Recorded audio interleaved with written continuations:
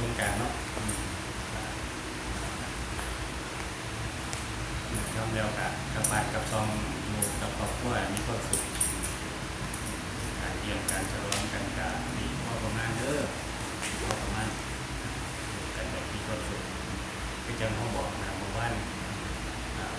ผู้บ่เคยสมมาพ่อแม่ผู้บ่เคยขอขมาพ่อแม่นี่ช่วงเทศกาลสงกรานต์สี่กันเก็บดอกไม้เก็บกันนาเก็บน้ำหอมไปสวมเพิ่นนำกงกราบ3 เที่ยขอขมาเพิ่นสิ่งใดบ่ดีสิ่งใดบ่เกิดคุณพ่อคุณแม่ไปจะขอขมาเพิ่นให้เพิ่นสิ่งให้เพิ่นเบิกวันให้แต่สิ่งดีๆลองเฮ็ดเบิ่งใส่ซองใส่ปัจจัยเพิ่นให้เพิ่นกงกราบเพิ่นกอดเพิ่นให้เพิ่นเบิกวันให้เพิ่นให้พรถ้าผู้เป็นพ่อผู้เป็นแม่กันผู้เป็นรู้จักเพื่อเป็นกับแม่พ่อทุกบ้านจะหาสักที่เพราะว่าพ่อแม่ในบ้านกับเปรียบเสมือนพระอรหันต์ในบ้านที่ถูกเต่าถูกฐานควรยกไว้เสียนยกไว้ในหัวตามเขาบูชาเป็นย้ำแรงที่กับหาเขาหาน้ำใส่ผ้าเขายกย่อเป็นถวายเพิ่นเห็นมือเพิ่นมีเงินมีความมีสิทธิ์ใส่เพิ่นได้ดีใจเพิ่นได้ปิติใจเกิดความสุขเกิดความอบอุ่นเพราะว่าผู้เฒ่านี่เพิ่นขาผู้การทั้งสิ้นล่ะการทั้งสิ้นที่ลูกหลานที่ลูกเต่าที่ได้แสดงความกตัญญูที่ได้ขอขมาคุณพ่อคุณแม่จังซี่เฮ็ดเราทั้งหมดเฮารับประกันให้ได้ว่าคนปิติในจิตในใจผู้เป็นพ่อผู้เป็นแม่ผู้เป็นตาผู้เป็นยายเรารับประกันได้เลยว่าคนปิติสุขเกิดขึ้นกับจิตกับใจเป็น 100% เลยล่ะบางคนอาจสิน้ำตาไหลไปบางคนอาจสิให้ในใจคือมันน้ำตาไหลด้วยความปิติด้วยความสุขเป็นน้ำตาที่บริสุทธิ์ที่ยังต้องบอกว่าขอเป็นอาเสต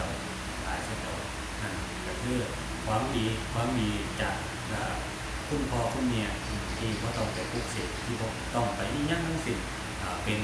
ของดีของเมตตามานิยมที่บริสุทธิ์ที่สุดใน3 โลกนี้นั่นแหละที่พ่อแม่เพิ่นให้วางเฮ็ดเบิ่งเฮ็ดเอาทำเอากับครอบครัวไปด้วยมีความสุขสงกรานต์นี้มีแต่ความสุขความเจริญ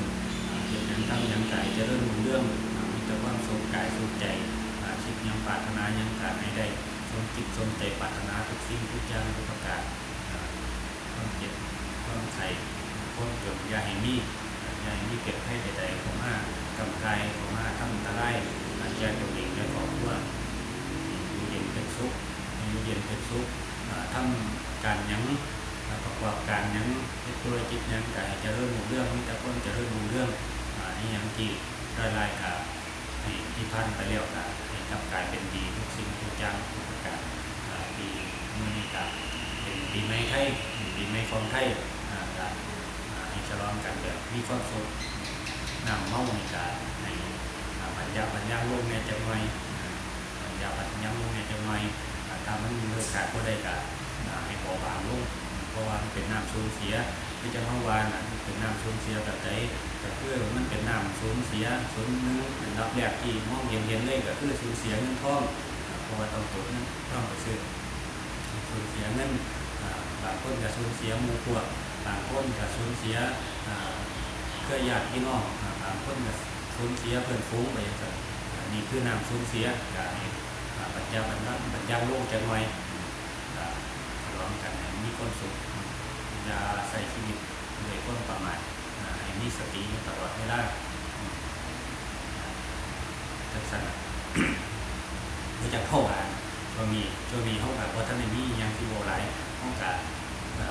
ว่าลูกเลี้ยงทำวัดสองวัดแรกนี้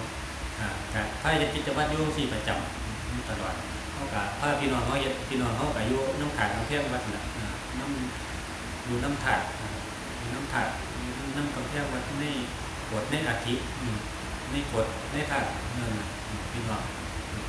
ผู้ใดตายเขาไม่แล้วพี่น้องเขามาสันนติวาลงเขาก็พาทำวัดอยู่สิละทำวัดเนี่ยเมตตาวัดน้ำคิดส่วนบุญส่วนกุศลให้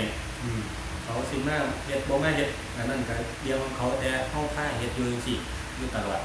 อยู่ตลอดทุกมื้อถ้าพี่น้องเขาเฮ็ด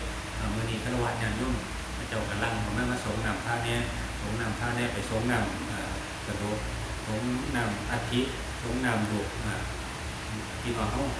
ขันเพียงวัดกับที่พากันดีใจอยู่นั่นแหละว่าลูกหลานพ่อแม่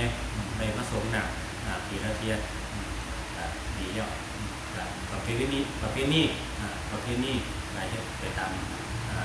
ขั้นตอนของทำประเพณีไปสิ่งใดสบายใจไปเฮ็ดไปแต่จะให้อยู่ด้วยความบ่ประมาทอยู่ด้วยสติมีปัญญาพิจารณาในสิ่งต่างๆในสิ่งรอบกายเพื่อให้จิตนี่เพื่อให้ทางการร่างกายนี่มีแต่ความสุขความเจริญอยู่เรื่องมื้อนี้คือสิบ่มีหยังบ่หลายหรอกว่าบ่มีหยังบ่หลายหรอกมื้อนี้ก็ซ้ำนี้ล่ะ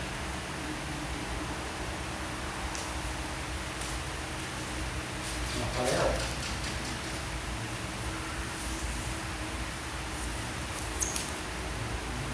อะระหังสัมมาสัมพุทโธภะคะวะพุทธังภะคะวันตังอะภิวาทิมิสวากขาโตภะคะวะตาธัมโมธัมมังนัมมัสสามิอุปฏิปันโนภะคะวะโตสา